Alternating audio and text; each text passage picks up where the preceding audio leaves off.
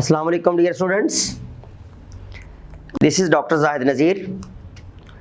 Dear student, in previous lecture we have discussed the eukaryotic cell and prokaryotic cell as well as cell fractionation.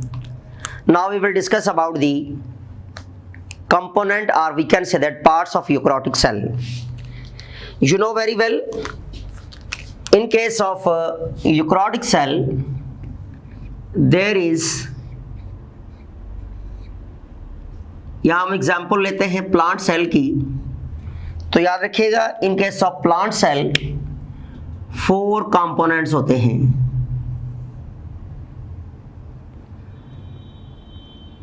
How many components? 4 components of the cell. सबसे outer most that is called cell wall,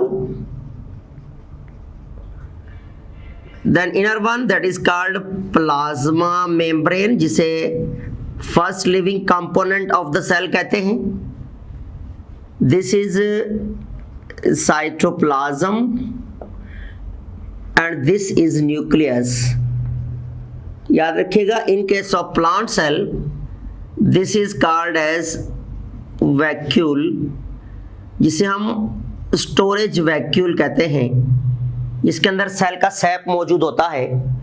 इसी storage vacuole की वजह से जो plant cell है इसका cytoplasm, इसका nucleus जो होता है वो पेरिफेरी की तरफ पुश हो जाता है.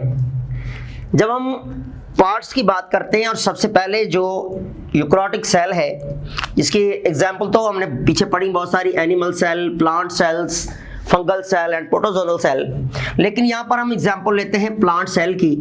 इसलिए हमने एग्जांपल प्लांट सेल के लिए कि प्लांट सेल को मोस्ट कॉम्प्लेक्स यूकैरियोटिक सेल कहा जाता है, प्लांट सेल. अब इसमें जो फर्स्ट कंपोनेंट हमने देखा that is the cell wall, और सेल वॉल को हम नाम देते हैं outer most boundary of the plant cell.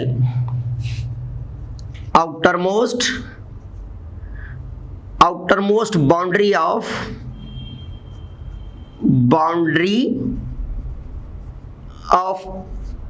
plant cell.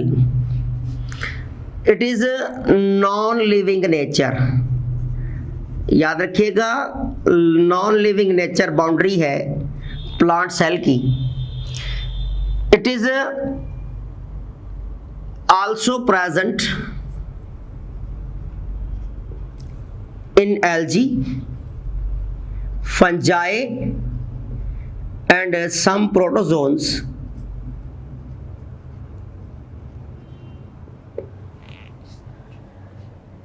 Mostly algae और fungi में, as well as prokaryotes like bacteria. लेकिन यहाँ पर हम डिस्कस करेंगे ओनली प्लांट सेल वॉल. तो in case of the plants जो सेल वॉल डेवलप होती है दैट इज इन 3 स्टेप्स. सबसे पहले that is the middle lamella. सबसे पहले जो यंग सेल्स के दरमियान सिमटिंग लेयर होती है उसे हम नाम देते हैं मिडल लैमिला. फॉर एग्जाम्पल ये न्यूली डिवाइडिंग सेल्स हैं हमारे पास, these are the newly dividing cells. अब ये न्यूली डिवाइडिंग सेल जो आपस में अटैच होते हैं या आपस में कम्युनिकेशन में होते हैं, that is by the specialised layer that is called the middle lamella, जिसे हम क्या नाम देते हैं? मिडल लैमिला का नाम देते हैं. It is called cementing layer, जो यंग सेल्स को आपस में ज्वाइंट करती है. इसे सिमेटिंग लेयर का नाम देते हैं. इसकी कंपोजिशन वाइज देखा जाए तो कैल्शियम एंड मैग्नीशियम पैक्टेट्स मौजूद होते हैं इसमें. कैल्शियम एंड मैग्नीशियम पैक्टेट्स पर मुश्तमल एक लेयर है जिसे हम नाम देते हैं मिडल लैमिला, जो कि न्यू बॉर्न सेल्स को आपस में ज्वाइंट रखती है, इसलिए इसको सिमेटिंग लेयर का नाम देते हैं। हमने यहाँ इसको नाम दिया सिमेटिंग लेयर। अगर आपसे एमसीक्यूज में पूछा जाए कि in case of newly dividing cells in plants the cementing layer is that is the middle lamella. And then जैसे जैसे सेल मैच्योरिटी पर आता है, सेल की सिक्रेशन बढ़ती है तो बनती है प्राइमरी वॉल। याद रखिएगा प्राइमरी वॉल जो है that is the first product of the cell secretion. जैसे जैसे सिक्रेशन सेल मैच्योरिटी पर आता है, सिक्रेशन बढ़ती हैं, गोल्जी बॉडी से पॉलीसैकेराइड की सिक्रेशन बढ़ती रहती है। इसके बढ़ने से क्या होता है, और ये सिक्रेशन जब डिपॉजिट होगी अराउंड द मेम्ब्रेन तो ये बनाती है primary wall. This is called as the primary wall. This is primary wall. Okay, primary wall की अगर कंपोजिशन हम देखें तो प्राइमरी वॉल याद रखिएगा ये कब डेवलप होती है, इनसाइड मिडल लैमेला के अंदर वाली साइड पर ये डेवलप होगी, और composition wise 25% cellulose, 50% hemicellulose and 25% other pectins. अब this is the cellulose, this is the hemicellulose। बेटा याद रखिएगा हेमीसेल्यूलोज कहते हैं cellulose with other materials and there will be the pectates। अब वो पैक्टेट मैग्नीशियम के भी हो सकते हैं, कैल्शियम के भी हो सकते हैं, एक्सेट्रा अदर मेटल्स एलिमेंट्स के भी हो सकते हैं। तो ये हमारे पास प्राइमरी वॉल जो कि डेवलप होती है इनसाइड द मिडल लैमेला, और middle lamella slowly and gradually dissolve होना शुरू होती है। जैसे जैसे सिक्रेशंस बढ़ती जाती हैं तो बनती है सेकेंडरी वॉल।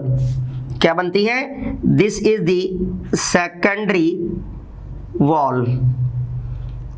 अब सेकेंडरी वॉल जो है, सेकेंडरी वॉल जो कि इनसाइड प्राइमरी वॉल बनेगी,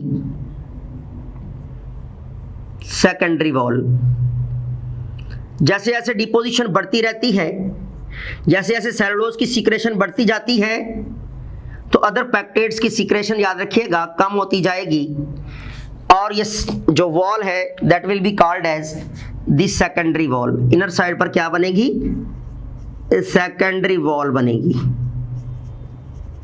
तो पहले मिडल लैमेला है, then primary wall and then secondary wall. अब सेकेंडरी वॉल को अगर हम देखें that is called as mature cell wall. इसे हम नाम देते हैं मैच्योर सेल वॉल का नाम देते हैं।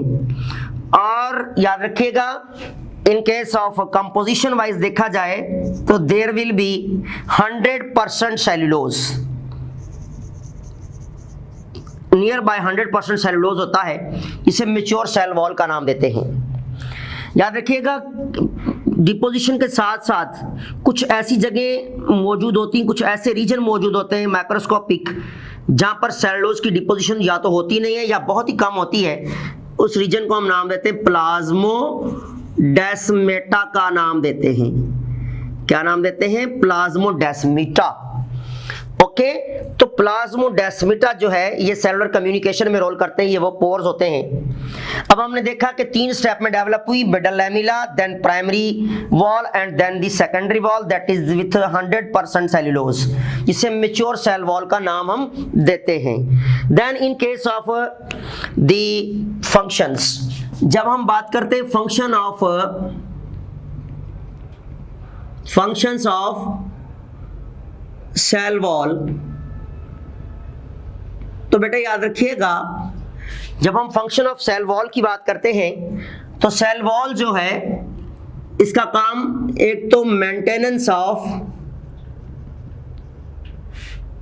सेल शेप, जहां ये सेल शेप को मेंटेन करती है वहाँ याद रखिएगा सेल के अंदर जो किसी भी किस्म की मैकेनिकल इंजरी या किसी भी किस्म की जो डेंजरस अफेक्ट है उससे बचाती है। इट मीन्स प्रोटेक्शन करना from the any sort of mechanical injury से सेल को बचाना किसका काम होता है? The cell wall. Then having plasmodesmata, अभी हमने डिस्कस किया कि इसमें प्लाज्मोडेस्माटा होते हैं और ये प्लाज्मोडेस्माटा याद रखिएगा सेलुलर कम्युनिकेशन में रोल करते हैं। सेलुलर कम्युनिकेशन, इसे दूसरे लफ्जों में हम कहते हैं ट्रांसपोर्ट में रोल कर रहे होते हैं। किसी भी किस्म का मटेरियल चाहे साइटोप्लाज्म से मेम्ब्रेन से पास होता हुआ सेल के बाहर जाना है तो तब भी प्लाज्मोडेस्माटा रोल करेंगे, या फिर कोई भी मटेरियल सेल के अंदर आना है तो तब भी प्लाज्मोडेस्माटा से पास होता हुआ फिर मेम्ब्रेन से पास होकर सेल के साइटोप्लाज्म में जाएगा। अदरवाइज अगर ये प्लाज्मोडेस्माटा ना हो तो सेलुलोज मुकम्मल तौर पर ब्लॉक कर देगा, जिसकी वजह से सेलुलर कम्युनिकेशन नहीं हो सकती। सेल का जो मटेरियल है ना तो बाहर से अंदर जाएगा और ना ही अंदर से सेल के जो है वो बाहर जा सकेगा इंटरस्टिशियल फ्लूइड में या अदर टिश्यू फ्लूइड में, अदर टिश्यू रीजन में या आउटसाइड द सेल। तो इसलिए सेलुलर कम्युनिकेशन में प्लाज्मोडेस्माटा का बहुत बड़ा रोल है और ये वॉल प्रोटेक्शन देती है मैकेनिकल इंजरी से, एज वेल एज याद रखिएगा सेल की शेप को मेंटेन करने में इसका बहुत बड़ा रोल है। अब जितने भी मटेरियल ट्रांसपोर्ट होते हैं, अब ट्रांसपोर्ट में आइदर याद रखिएगा दी ट्रांसपोर्ट मटेरियल में आइदर गैसेस हो, कार्बन डाइऑक्साइड हो, ऑक्सीजन हो, या फिर कोई भी अदर सब्सटेंसेस, जिन सब्सटेंस में कोई भी ऑर्गेनिक या इनऑर्गेनिक सब्सटेंस हो सकता है, इसकी कम्युनिकेशन भी प्लाज्मोडेस्माटा के थ्रू होगी। तो ये एक प्रोटेक्टिव कोट है जो कि नॉन लिविंग नेचर होता है, जिसे हम सेल वॉल का नाम देते हैं इन दी प्लांट सेल। हमने पीछे डिस्कस किया कि that is also present in bacterial cell, fungal cell as well as algae cells and some of the protozoans, but mainly they are present in the bacteria, fungi and algae with different composition which we will discuss in the further kingdoms. But here we will discuss about we have discussed about the plant cell wall and their formation as well as their function. जैसे ही हम cell के inside जाते हैं तो यहाँ पर हमें एक स्ट्रक्चर नजर आती है जिसे हम नाम देते हैं प्लाज्मा मेम्ब्रेन। तो अब हम डिस्कस करेंगे प्लाज्मा मेम्ब्रेन को। द नेक्स्ट वन कंपोनेंट है प्लाज्मा मेम्ब्रेन। तो बेटे प्लाज्मा मेम्ब्रेन जो है, जिसे हम नाम देते हैं सेल मेम्ब्रेन, जो कि ऑल लिविंग सेल्स का कंपोनेंट है।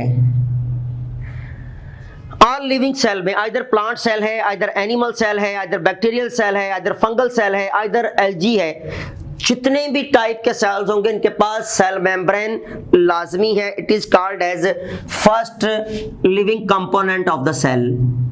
First living component of cell. All type of cells में जो फर्स्ट लिविंग कंपोनेंट है that is the cell membrane. And in case of plants, algae, fungi and bacteria, it is present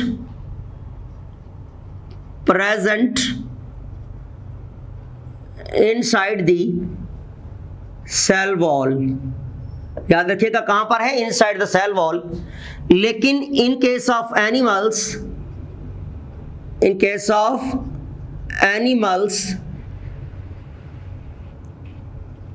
outer most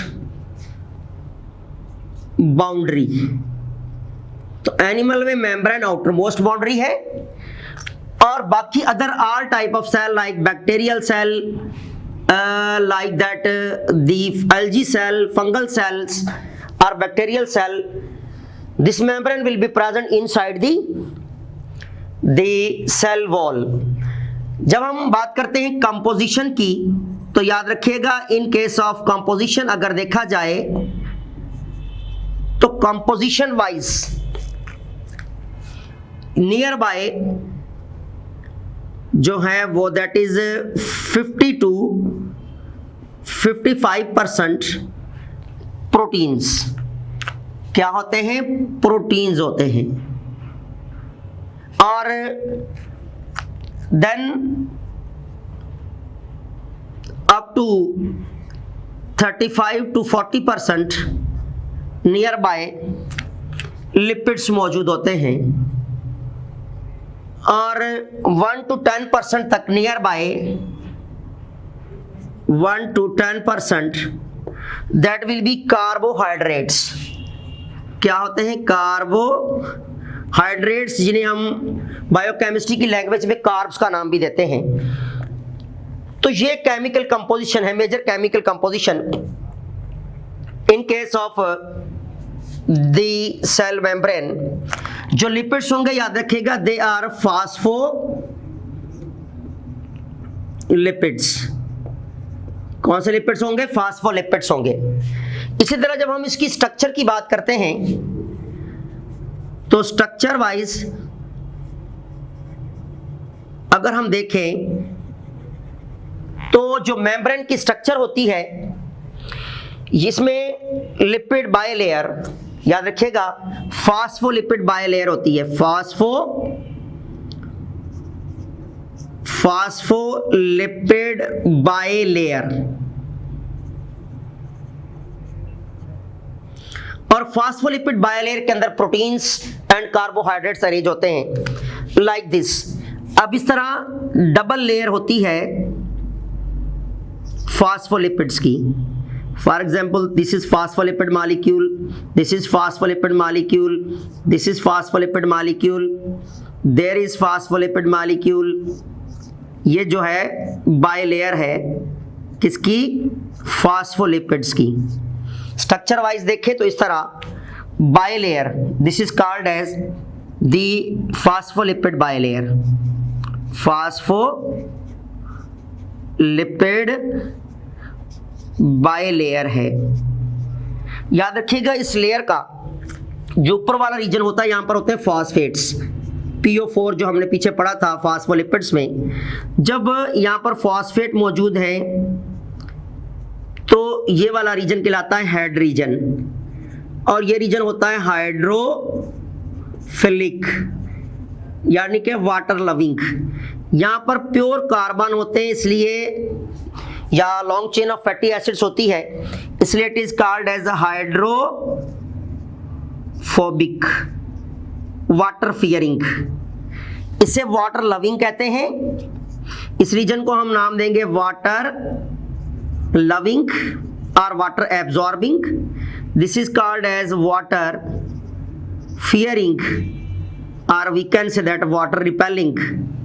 ठीक, अब इसमें ये तो हमारे पास double layer होती है फास्फोलिपिड्स की स्ट्रक्चर वाइज देखा जाए, जिसके अंदर मैनेज होते हैं दी प्रोटीन्स एंड कार्बोहाइड्रेट्स। लेकिन इसी के स्ट्रक्चर के ऊपर एक मॉडल तैयार किया था साइंटिस्टों ने, जिसे हम नाम देते हैं फ्लूइड मोज़ेक मॉडल। तो बेटा फ्लूइड मोज़ेक मॉडल जो है, दो साइंटिस्ट जिनमें निकोलसन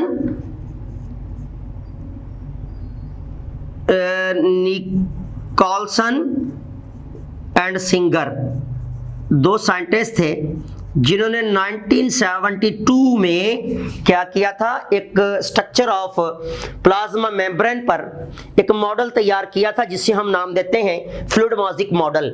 इस फ्लूइड मोज़ेक मॉडल में जो स्टेटमेंट कहती है वो ये कहती है कि protein molecules are floating in the lipid bilayer lipid bilayer like iceberg in the sea। कहते हैं कि जिस तरह सी में आइसबर्ग होता है, आइसबर्ग, इसी तरह प्रोटीन मॉलिक्यूल जो है इस फ्लूइडी लिपिड बाइलेयर के अंदर इस तरह फ्लोट करते हैं जिस तरह समंदर में आइसबर्ग। आइसबर्ग आपने देखा होगा कि समंदर में बड़े बड़े बर्फ के टुकड़े होते हैं, कुछ छोटे टुकड़े होते हैं। बड़े बड़े ग्लेशियर जब टूट जाते हैं तो कुछ जो है वो टुकड़े पानी के अंदर जा रहे होते हैं, कुछ ऊपर बिल्कुल फ्लोट कर रहे होते हैं, फिर ऊपर नीचे आ रहे होते हैं, उसे हम आइसबर्ग का नाम देते हैं। तो इसी तरह निकल्सन एंड सिंगर ने कहा कि प्रोटीन मॉलिक्यूल्स ऐसे फ्लोट करते हैं जिस तरह समंदर के अंदर आइसबर्ग होता है, इसी तरह फ्लोट करते हैं प्रोटीन मॉलिक्यूल्स। अब इसमें प्रोटीन बेसिकली दो टाइप्स के होते हैं। कुछ ऐसे प्रोटीन जो डायरेक्टली अपर सरफेस पर मौजूद होते हैं, अपर सरफेस पर फ्लोटर होते हैं, जिन्हें हम नाम देते हैं extrinsic protein. They are called as the extrinsic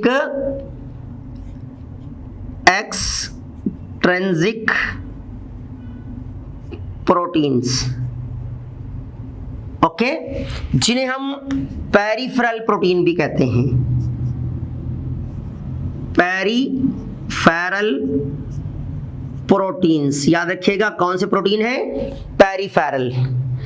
और कुछ ऐसे प्रोटीन होते हैं जो कि directly inside lipid bilayer incorporate होते हैं, directly inside lipid bilayer incorporated होते हैं, जिन्हें हम नाम देते हैं intrinsic protein. These are the intrinsic proteins. याद रखिएगा इन्हें हम डिफरेंट नाम से नवाजते हैं या डिफरेंट नाम से पुकारा जाता है, जिन्हें हम कहते हैं इनकॉर्पोरेटेड प्रोटीन भी कहते हैं, जिन्हें हम जो है वो इंट्रिंसिक प्रोटीन भी कहते हैं, इनकॉर्पोरेटेड भी कहते हैं। They are also called as the channel proteins, क्योंकि इसी वजह से याद रखिएगा चैनल्स बनते हैं मेम्ब्रेन में, जिन चैनल के जरिए सेल की कम्युनिकेशन होती है। या तो material internal environment of the cell से बाहर निकलता है, या कोई भी मटेरियल इनसाइड आता है during the transport of material, और इसी वजह से परमिएबिलिटी, सिलेक्टिव परमिएबिलिटी आती है इन केस ऑफ मेम्ब्रेन। तो इंट्रिंसिक प्रोटीन जिसे इनकॉर्पोरेटेड भी कहेंगे और चैनल प्रोटीन भी कहते हैं, और एक्सट्रिंसिक प्रोटीन जिनको पेरिफेरल प्रोटीन भी कहते हैं। They are also act as the receptor protein भी होते हैं। ये कुछ स्पेसिफिक प्रोटीन होती हैं out the surface, that is called receptor protein. इन्हें हम नाम देते हैं पेरिफेरल प्रोटीन और एक्सट्रिंसिक प्रोटीन, या इसे हम नाम देंगे integral protein, also called as integral proteins. तो इंट्रिंसिक प्रोटीन को हम चार नाम से पुकार रहे हैं। इनकॉर्पोरेटेड क्योंकि ये अंदर पेनिट्रेटेड है, चैनल प्रोटीन क्योंकि इसी वजह से चैनल्स बनते हैं और सेलुलर ट्रांसपोर्ट पॉसिबल होती है, and then it is also called integral protein.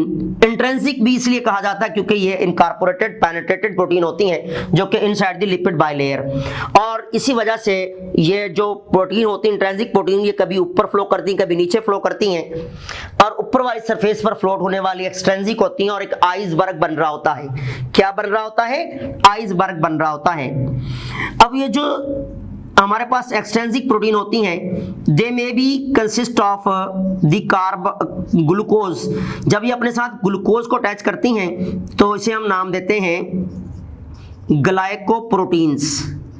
अब ये एक्सट्रिंसिक प्रोटीन ग्लाइकोप्रोटीन की फॉर्म में भी हो सकती हैं। अगर ये अपने साथ लिपिड्स को कैरी कर रही हैं तो इसे हम नाम देते हैं लाइपोप्रोटीन्स। लाइपोप्रोटीन की फॉर्म में भी इसी तरह डिफरेंट कॉन्जुगेटेड मॉलिक्यूल्स की फॉर्म में ये एक्सट्रिंसिक प्रोटीन पाई जा सकती हैं और ये एज अ रिसेप्टर के तौर पर रिकग्नाइजिंग का काम भी करती हैं, सिग्नल रिसीविंग का काम भी करती हैं और रिसेप्शनिस्ट का काम भी कर रहे होते हैं extrinsic protein. Intrinsic protein majorly cellular communication के अंदर रोल कर रही होती हैं। तो ये हमारे पास थी स्ट्रक्चर जिसे हम नाम देते हैं दी फ्लूइड मॉजिक मॉडल, जो कि निकोलसन एंड सिंगर ने बताया था कि आइसबर्ग की तरह प्रोटीन मॉलिक्यूल इनकॉर्पोरेटेड होते हैं या प्रेजेंट होते हैं इन द लिपिड बायलेयर, जो हमने देखा और उनके हमने स्ट्रक्चर देखे कि किस किस्म की स्ट्रक्चर बनेगी। देन जब हम बात करते हैं in case of the functions of plasma membrane, plasma membrane के जब हम फंक्शन की, अब हमने स्ट्रक्चर देखी, कंपोजिशन देखी और इसकी प्रेजेंस देखी, तो अब हम देखेंगे दी स्ट्रक्चर फंक्शंस। तो याद रखिएगा, एक तो शेप मेंटेनेंस का काम है एनिमल सेल में, ठीक है, as well as the protection of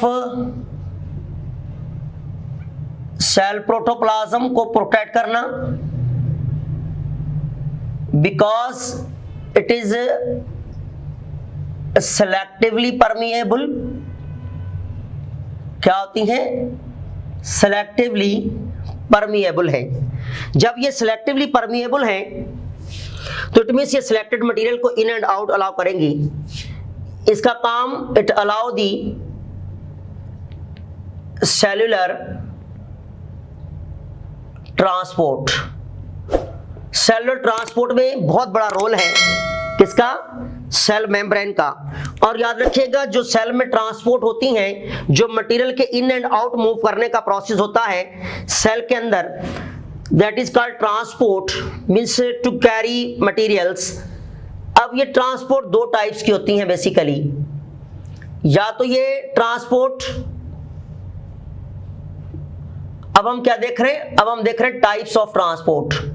in case of the animal cell, or we can say that plant cell, or we can say that bacterial cell। तो जब हम ट्रांसपोर्ट की बात करते हैं तो ट्रांसपोर्ट लिविंग सेल में दो किस्म की होती हैं। एक एक्टिव ट्रांसपोर्ट,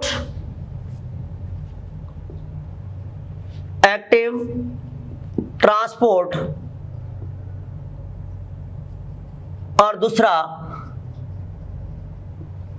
पैसिव ट्रांसपोर्ट।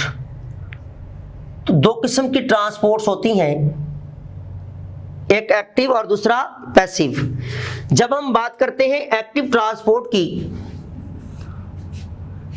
और तो याद रखिएगा इसमें सेल यूज एटीपी, ये आपने याद रखना है, most important point. Cell ATP का इस्तेमाल करेगा और इसमें जो मूवमेंट होती है, movement of materials,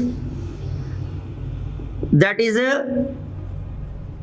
against the gradient के अगेंस्ट मूवमेंट होती है मटेरियल्स की। सेल अपनी एटीपी का इस्तेमाल करेगा। याद रखिएगा, यहां पर एनर्जी करेंसी इस्तेमाल होगी, दैट इज एटीपी।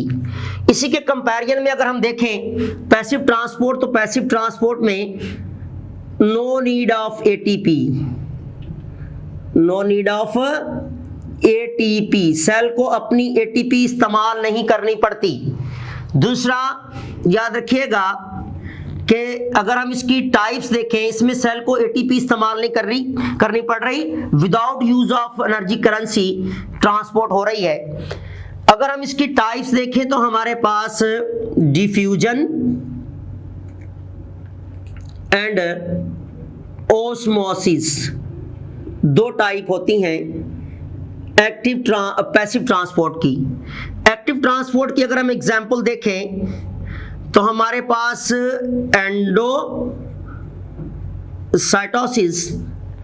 और जो दूसरी टाइप होती है that is the exocytosis. Exocytosis सबसे पहले यहां हम डिस्कस करते हैं द पैसिव ट्रांसपोर्ट, जिसमें सेल की एनर्जी इस्तेमाल नहीं होती और टुवर्ड्स द ग्रेडियंट मूवमेंट होती है।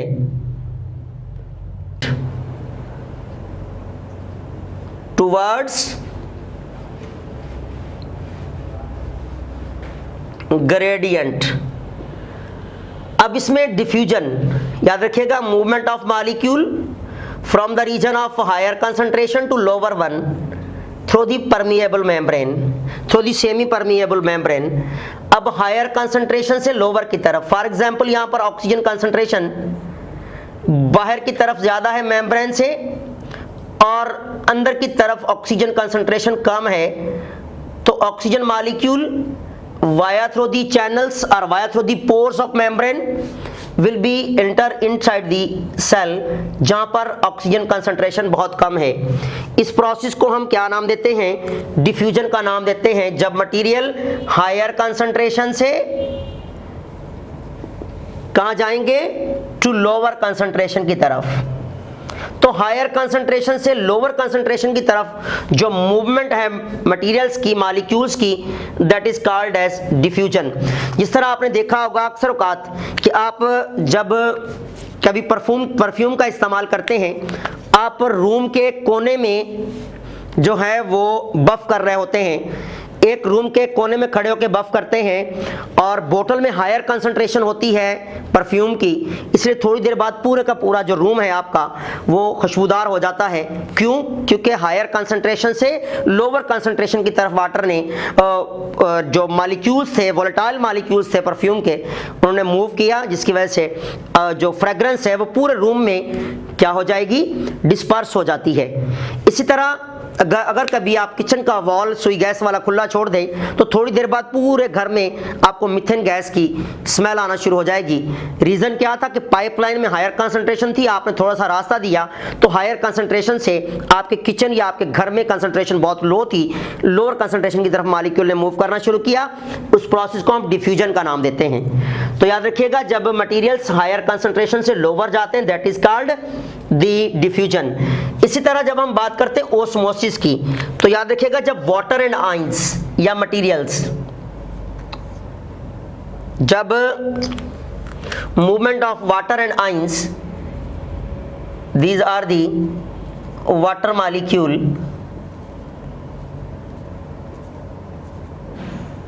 along with different ions,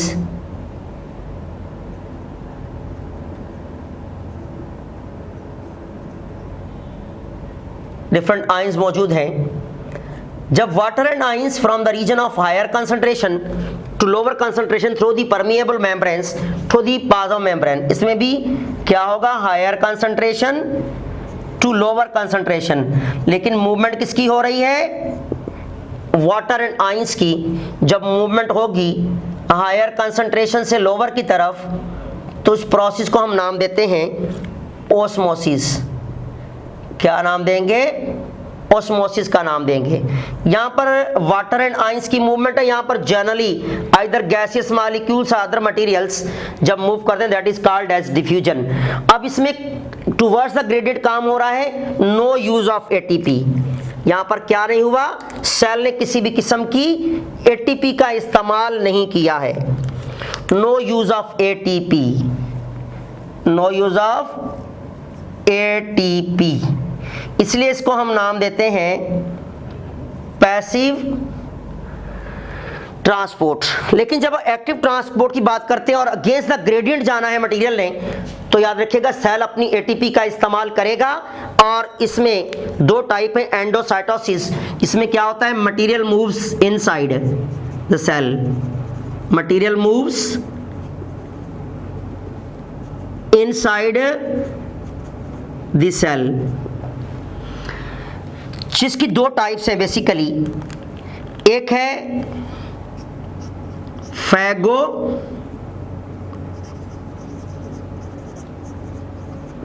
cytosis और दूसरा है पिनो पिनोसाइटोसिस।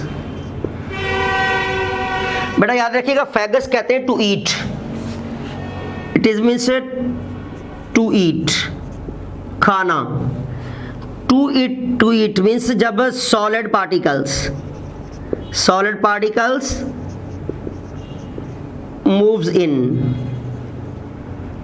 जिस तरह हम एग्जाम्पल अगर लें तो फॉर एग्जाम्पल जब अमेबा क्या करता है, अपनी फूड के अराउंड ख़ास किस्म के वैक्यूल बनाता हुआ फूड पार्टिकल्स को, फूड वैक्यूल कंस्ट्रक्ट करता हुआ इनसाइड द सेल लेकर जाता है, इस प्रोसेस को हम नाम देते हैं phagocytosis, cell eating process. It means किसी भी सॉलिड पार्टिकल्स का आपके सेल के अंदर दाखिल होना। ये सेल है, जब सॉलिड पार्टिकल्स सेल के अंदर जाते हैं उस प्रोसेस को हम नाम देते हैं सेल ईटिंग प्रोसेस। जिस तरह WBCs जो हैं वो डिफरेंट जर्म्स को एज वेल एज जो हमारे पास जो है वो बैक्टीरिया हैं या अदर पैरासाइट्स होते हैं, इन्हें फैगोसाइटोसिस में लेकर जाते हैं, अपने अंदर लेकर जाते हैं ताकि उन्हें हाइड्रोलाइज किया जा सके। इनमें बी लिम्फोसाइट और टी लिम्फोसाइट्स जो अगेंस्ट वायरस और एज वेल एज जो है वो against bacteria and other macrophage cell of the type of the WBCs जो ईटिंग प्रोसेस काम कर रहे होते हैं। इसी तरह जब सेल के अंदर सॉलिड पार्टिकल्स इनसाइड जाएंगे that is called as phagocytosis, cell eating process कहते हैं। लेकिन जब बल्क ऑफ लिक्विड, जब सेल के अंदर लिक्विड मटेरियल जाता है, for example this is a cell, जब सेल में लिक्विड मटेरियल जाएगा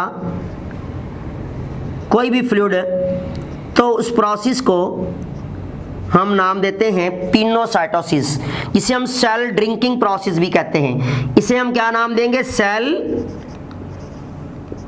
ईटिंग प्रोसेस। ऊपर जो हमने पढ़ा फैगोसाइटोसिस, इसे कहते हैं सेल ईटिंग प्रोसेस, और इस प्रोसेस को कहेंगे सेल ड्रिंकिंग प्रोसेस, क्योंकि जब लिक्विड अगेंस्ट द ग्रेडियंट जा रहे हैं लोअर कंसंट्रेशन से हायर कंसंट्रेशन की तरफ, तो याद रखिएगा यहाँ पर फूड पार्टिकल्स ऑलरेडी सेल के अंदर मौजूद हैं, लेकिन फिर भी फूड पार्टिकल्स लोअर से अंदर जा रहे हैं, सेल के अंदर जा रहे हैं, तो that is the cell will use ATP, okay, process called phagocytosis. इसी तरह जब लिक्विड ऑलरेडी मौजूद है सेल के अंदर, लेकिन फिर भी जब लोअर कंसंट्रेशन से liquid molecules inside the cell जा रहे हैं that is called cell drinking process, okay, इसे हम सेल ड्रिंकिंग प्रोसेस का नाम देते हैं। लेकिन इसमें ATP इस्तेमाल हो रही है क्योंकि अगेंस्ट द ग्रेडियंट काम हो रहा है, ये आपने याद रखना है। देन एक्सोसाइटोसिस की जब हम बात करते हैं, in case of the exocytosis,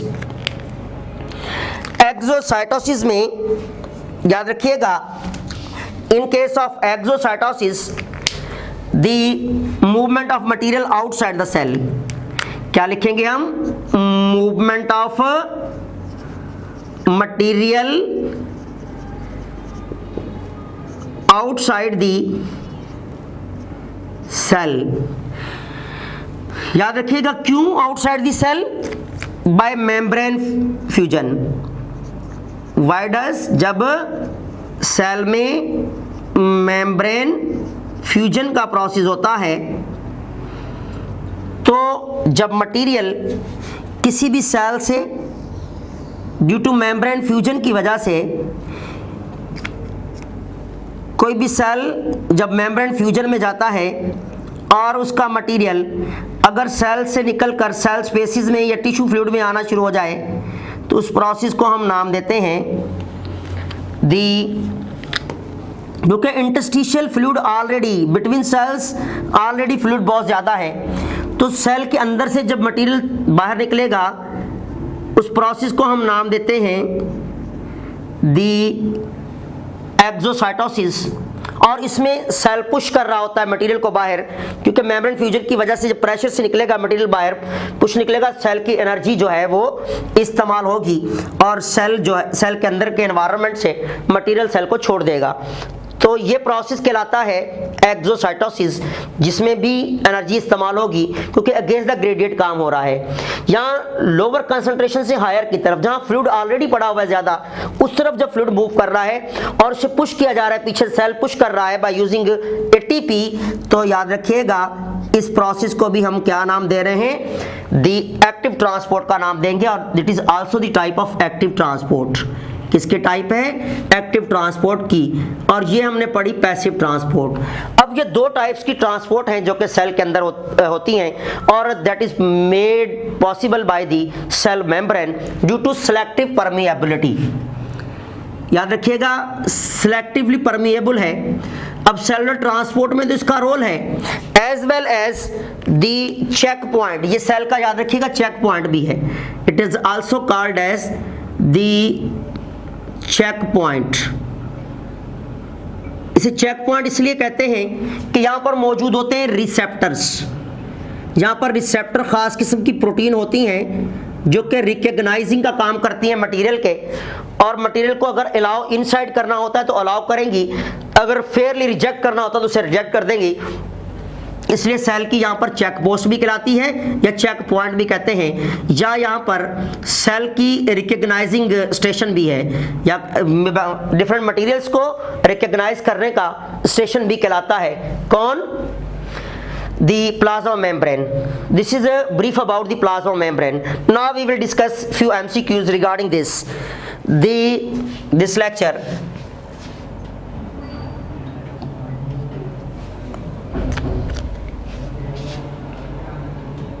from the following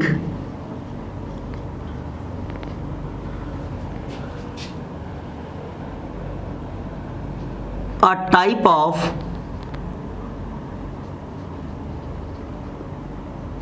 passive transport.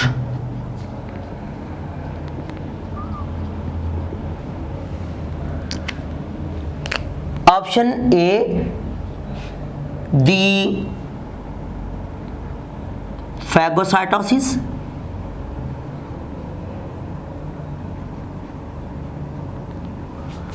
Option B, endocytosis. Option C, pinocytosis. Option D, the osmosis. So we have discussed already, the osmosis is a type of passive transport, so your answer should be the B. Sorry, answer should be the D. Then next question,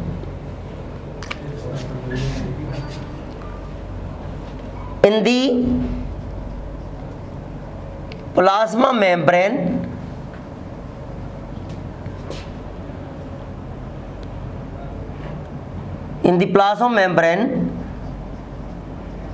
which type of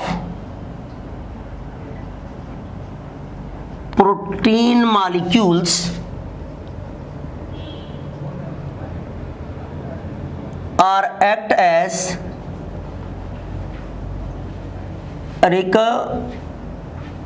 recognizers of the cell for different material, for different materials. Okay, option A, the intrinsic protein.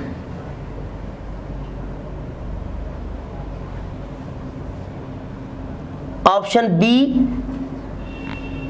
the extrinsic protein.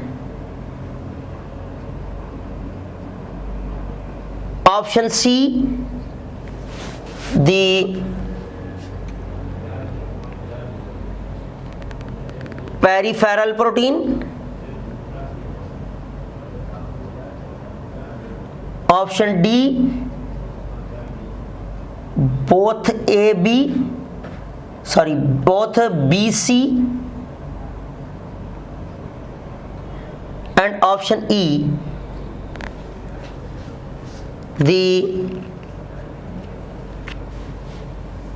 only A.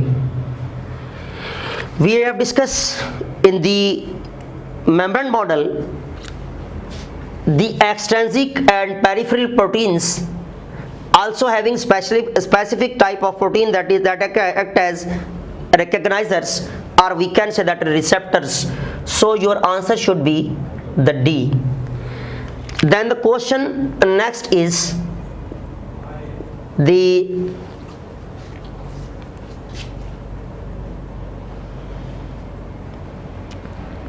in case of newly born plant cell from the following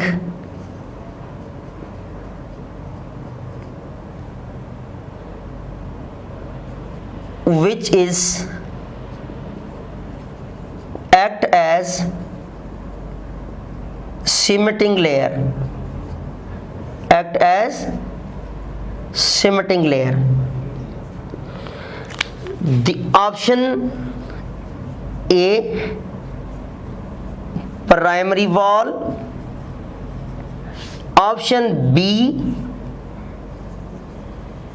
is secondary wall, option C middle lamella, option D all of these. So we have discussed in the cell wall, middle lamella act as the cementing layer, so your answer should be C.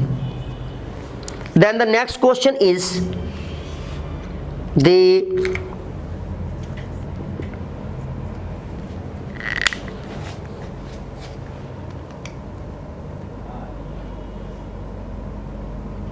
pores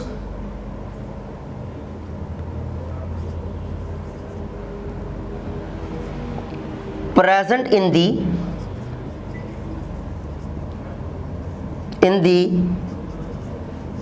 cell wall of plants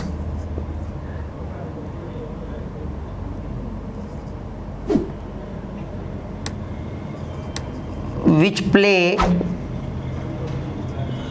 a role in cellular communication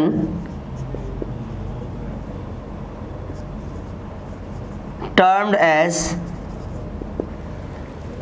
A, the somatophores, B, plasmodesmata,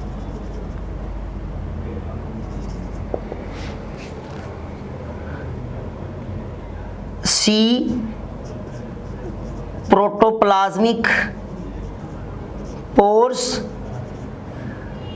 D, all of these.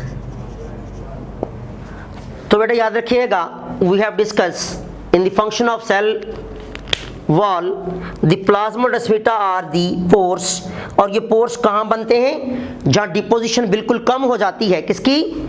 Cellulose की, तो वहाँ कुछ pores बनते हैं जो cellular communication में role कर रहे होते हैं, सेलुलर ट्रांसपोर्ट में रोल कर रहे होते हैं, इनको हम नाम देते हैं plasmodesmata. So your answer should be B. इंशाल्लाह in the next lecture we will discuss about the cytoplasmic organelles and nucleus of the eukaryotic cell. Thank you.